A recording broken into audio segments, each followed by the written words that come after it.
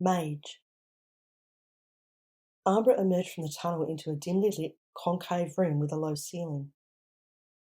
It was filled with electronic equipment, an assortment of screens filled with code, keyboards, and hard drives gently blinking lights of all colours. Binders and papers were scattered over desks. Cables, screwdrivers, circuit boards, and soldering irons were strewn around the room. Stray coffee cups. There was no one about. "Hello?" she called, her voice sounding small. There was a corridor off to the side, glowing with light. She made her way over to the entrance and peered around the corner. Voices drifted down the corridor, along with the sound of clanking cutlery and the smell of toasted sandwiches. Slowly, she moved toward the source of the sound. She was able to distinguish 3 different voices, all male. Her jaw clenched. Why didn't I think to ask Justine about how many people are in the MAGE team and who they are? She inhaled, walked in, and her mouth fell open as her eyes met those of someone unexpected. "Ambra! Dad?" Robert Lightstone leapt up from his seat to greet his daughter. In her father's embrace, Ambra felt safe for the first time since she had encountered the sand poet. "What are you doing here?" she cried. "What are you doing here?" he returned. "Is everything all right? How did you get here? How did you get in?" "I'm okay. Everything else, well, that's a story and a half." Ambra filled her father in on the events in Atlantum, Neptune's Revenge, and Venice, noticing how his face contorted into a different shape with each new revelation about the theft of Lillian Lightstone's work, Jevon being trapped in a virtual reality experiment in the ocean depths, and Amiko's intelligence about MAGE. "And then I had to find my way through a virtual maze to get in here," she finished. "You beat the MAGE maze!" exclaimed one of her father's colleagues, eyes wide. "Told you it was useless," sniffed the third man. "Ambra, this is Professor Wilf Mortlock. He's the engineer of this place and he designed the maze.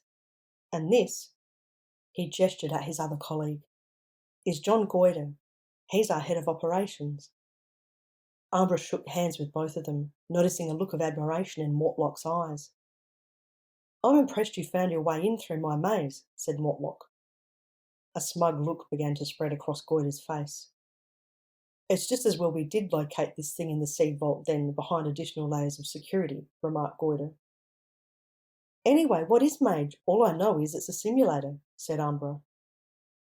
"It's not a word, but an acronym. Mission Assurance Gaia Experiment," explained Lightstone.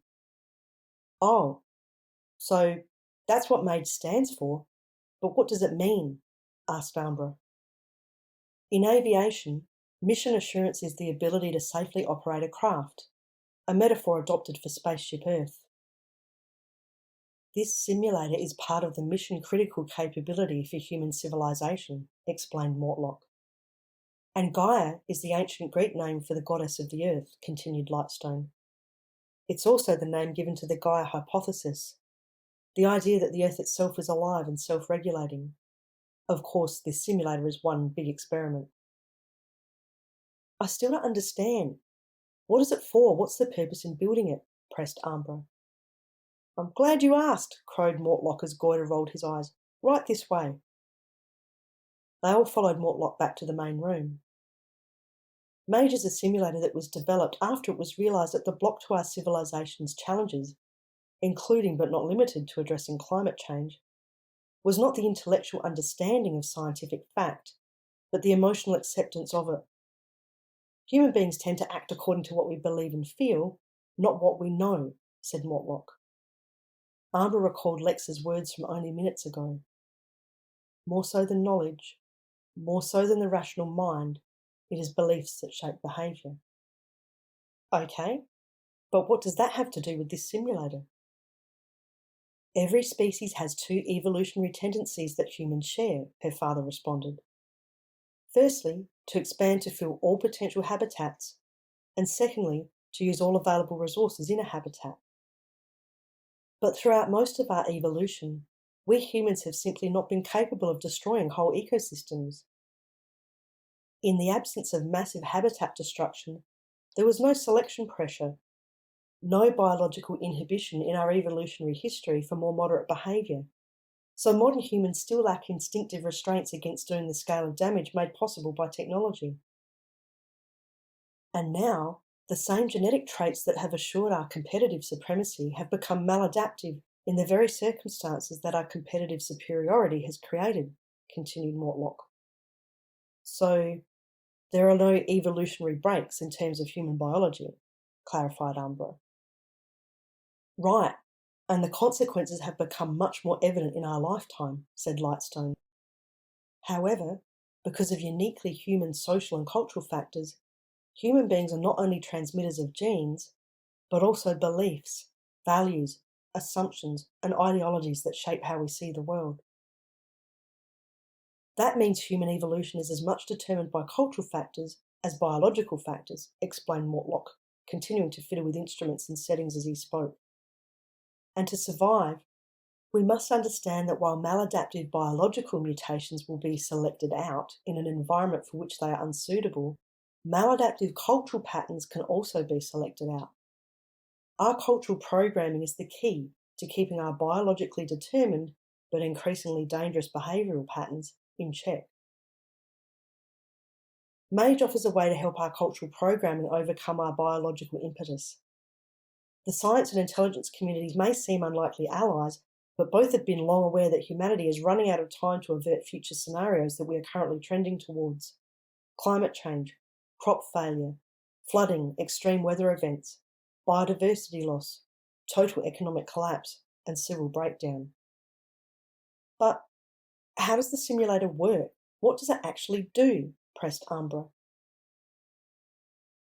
This simulator blazes new neural pathways in the brain so that physical and emotional experience informs and activates the intellectual information we acquire through a virtual reality experience. It brings the consequences of choices closer in both space and time, and lets people feel what happens if we don't work consciously to override our genetic code, said Lightstone. Override our genetic code? Ambra thought of her mother's Rapa Nui gene editing technology that Necro had stolen and misrepresented. Lightstone caught the look on his daughter's face. Your mother and I have been working on the same problem, but with different approaches. And as much as I disagree with it, now that your mother's work has been compromised, MAGE is even more crucial. If people are fearful of or averse to a gene editing virus, we need to be able to try a meme virus, a way to fast forward a shift in consciousness and behaviour that overrides our genetic tendencies.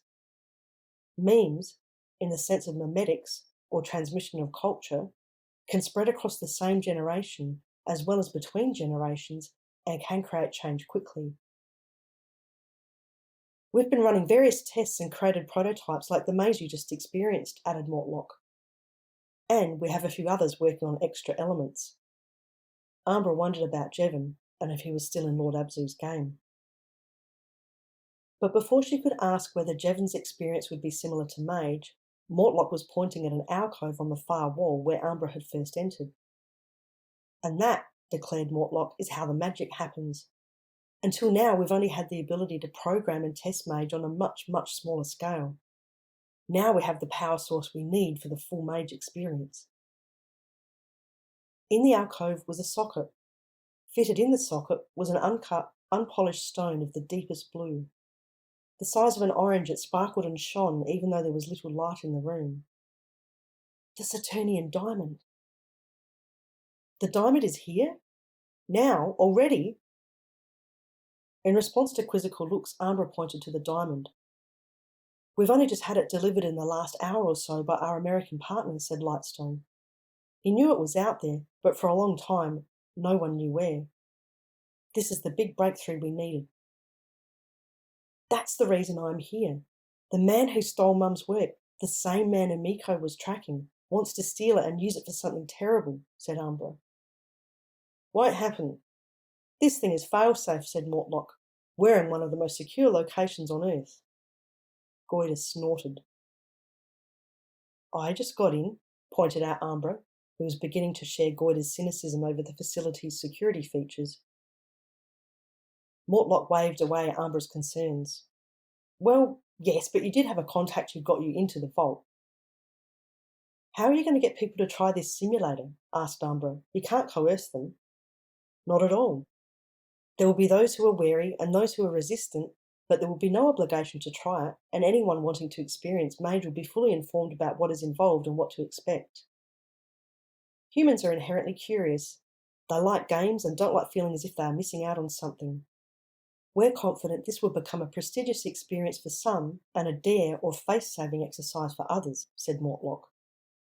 "Would you like to try MAGE?" Lightstone asked Ambra. "We've already given it a run, and it's worked exactly as we intended. We're convinced this is going to have a huge impact," said Mortlock. "But it would help to have someone who hasn't been involved in its development try it give us some feedback." Ambra hesitated. Her mind flashed colours and scenarios, ones she'd truly experienced even though they weren't real, and she'd survived them all. She nodded.